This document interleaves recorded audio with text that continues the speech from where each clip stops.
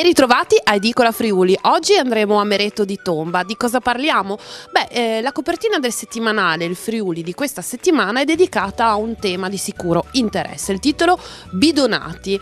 In che senso? Ebbene sì, si parla di rifiuti. Che cosa c'è dietro l'impennata delle tariffe per lo smaltimento dei rifiuti? Il business che è ormai internazionale e alla fine chi paga il conto, sono sempre più salato ovviamente, sono proprio le famiglie friulane. Allora andiamo a vedere. Alessandro Di Giusto dedica 4 pagine a questa inchiesta, così bruciamo milioni di euro. L'aumento repentino dei costi per smaltire l'immondizia non differenziata ci costringe a sborsare una montagna di soldi che vanno tutti fuori regione o addirittura anche all'estero. Massimo Fuccaro, direttore della Net SPA, suggerisce la strategia: è ora di chiudere il ciclo dentro i confini regionali, ovviamente per risparmiare. Qui vedete anche una tabella che riassume in maniera concisa quelli che sono gli aumenti per ogni tipo di rifiuto. Abbiamo l'indifferenziata, rifiuto urbano, la differenziata e quanto costa.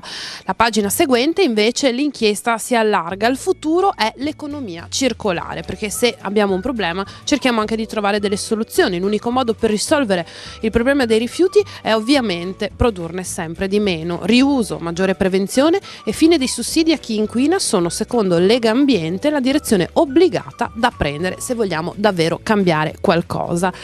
Si parla anche di politica all'interno del settimanale con l'intervista a Sergio Bonzonello, il candidato Dem del centro-sinistra alle regionali, UTI, natalità e scuola, i primi impegni di Bonzonello. E poi invece per quanto riguarda Udine, il bello di essere sindaco di Udine, questo è il titolo. Gianni Borta dice: e se diventare primo cittadino del capoluogo friulano fosse non un politico ma un artista?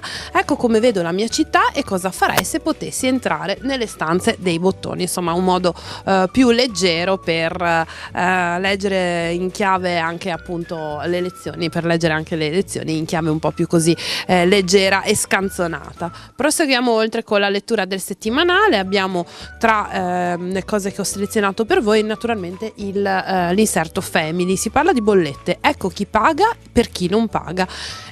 Sapete che l'allarme è nato e si è diffuso sul web tempo fa, qualche giorno fa, però per fortuna non saranno proprio i contribuenti in regola a doversi sobbarcare il saldo delle bollette inevase da parte dei morosi. Ecco qui come comportarvi e tutte le regole per non incappare in brutte sorprese. In allegato con il settimanale Il Friuli ancora le In allegato con il settimanale Il Friuli ancora le bandiere della patria, e dopo la bandiera ecco l'inno. Durante la celebrazione ufficiale della Festa de Patrie dal Friuli a Valvasone Arzene, in programma proprio questa domenica, sarà presentata la canzone ufficiale del popolo friulano. Ce ne parla Rossano Cattivello, ma soprattutto in questa pagina vedete le foto di tanti friulani che orgogliosi sventolano la bandiera giallo-blu in giro per il mondo. Continuate a mandare le vostre immagini alla nostra redazione e saranno ovviamente pubblicate. All'interno del settimanale anche Enrico Palinsesto di Telefriuli con gli approfondimenti poi sullo sport e tutti gli appuntamenti della settimana al cinema, teatro, eventi, mostre e quant'altro. In allegato con questo numero anche il lifestyle, moda, benessere, design, viaggi, gourmet. Si parla di trucco permanente, sport dei VIP e il nuovo modo di vivere il bagno e la cucina, ma soprattutto il titolo è dedicato ai giovani friulani che si trasferiscono all'estero per studiare ma anche per avviare una carriera professionale. Mamma, ho preso l'aereo. E invece noi adesso non prendiamo l'aereo ma andiamo in macchina a Meretto di Tomba a conoscere una nuova edicolante. Venite con noi. Eccoci a Meretto di Tomba, accanto a me la signora Pierina che da 15 anni gestisce l'edicola appunto vendita in centro nel paese. Questa è una realtà però storica perché esiste da moltissimi anni, quindi insomma... Questa è una realtà che esiste dagli anni 50 se non prima, era gestita dalla famiglia Mattiussi ed è stata gestita fino a non molto tempo fa da questa famiglia con le varie signore, la signora Cattine, la signora Mariute e quindi era riconosciuta come Lidi Cattine, Lidi Mariute, adesso Lidi Pierina io la gestisco da circa 15 anni e come edicola ai tempi mi raccontavano che vendevano 2 gazzettini e un messaggero. Dopo piano piano hanno cominciato a comprare dei giornali, piano piano, ed è diventata l'edicola che c'è adesso, abbastanza rifornita. Insomma, direi che è un'edicola molto grande, molto accogliente, ma soprattutto non è solo un'edicola, perché è anche tabacchino e poi cartoleria, merceria. Sì, è il negozio dove c'è un po' di tutto, dove puoi trovare il bottone, la cerniera, le piccole cose che ti mancano. Dove chiedi un'informazione, dove chiedi posso pagare la bolletta, come si fa, è il negozio del paese proprio, ha mantenuto questa l'identità che aveva inizialmente il negozio centrale del paese, dove vai, chiedi quello che ti manca e magari te lo fai pure procurare, perché nei paesi le persone magari di una certa età non hanno la possibilità di spostarsi.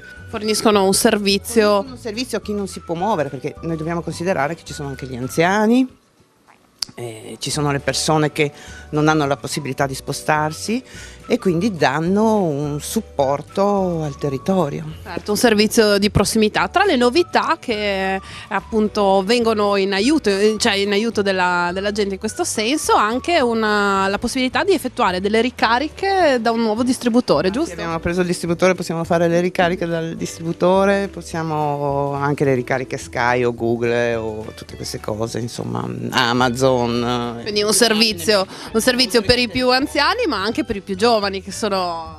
Sì, anche per i più giovani, sì, questo sì, sicuramente.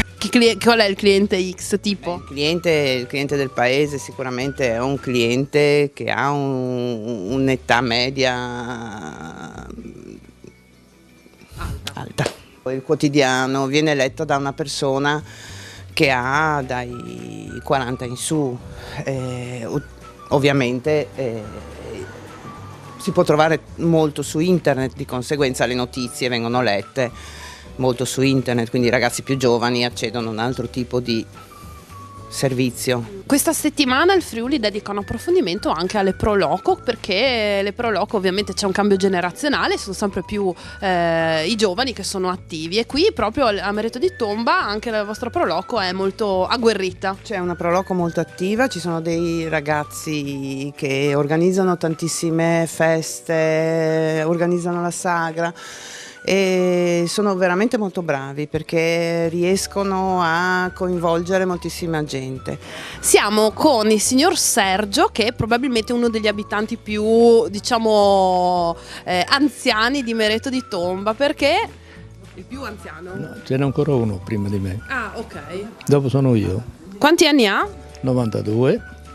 Insomma, non sarò l'unica che glielo fa notare, ma non li dimostra. Lo so, purtroppo sono. Sì, non è che posso dire che sono 90, no? Purtroppo sono 92 e li tengo lì. Senta, lei ha fatto il postino, quindi conosce molto bene anche questa realtà di Mareto. Com'è cambiato negli anni anche il paese? Ma è cambiato il paese, guardi, sono cambiate forse la gente, non il paese, perché una volta si andava a ogni famiglia, adesso invece è tutto cambiato. Quando ero io un altro tempo si correva 2 o 3 volte, si andava magari, se io subivo una raccomandata che aveva un significato, non andavo solo una volta sola, non mettevano che l'avviso, andavo 2 o 3 volte perché sapevo che interessava alla persona. Oggi invece non so, vengono un po' lì, vanno in giro con la macchina, vanno e dopo adesso la posta per conto mio si è un po' lasciata in giro, perché non so se sono dei trasporti che fanno, non so, sono sembra che li portano in giro sono dei vigliatri. Marinella è la barbiera di Mareto di Tomba, buongiorno. Buongiorno a voi. Dal 90 e quanto? No, nel 91 ho aperto. E la sua clientela? Maschile, sì. Di tutte le età? Di tutto, bambini, anziani, di tutto. E come sono cambiati i look? Facciamo una parentesi modaiola. Il cortissimo, barbe. Le barbe invece e i baffi come sono? Soggettivi, insomma, sì, ma adesso va tanto la barba, sì. È tornata un po' di moda, no? Prima avevamo qui un cliente, insomma, uno dei più anziani del paese, 92 anni, tutti questi signori perfetti, sempre pettinati bene, eccetera. Posto, bene, sono in gamba, si curano. Sì. È importante anche questo. Tantissimo, sì, sì. Siamo con la signora Orietta che gestisce questo salone dove si ritrovano anche tante clienti del paese. Certo.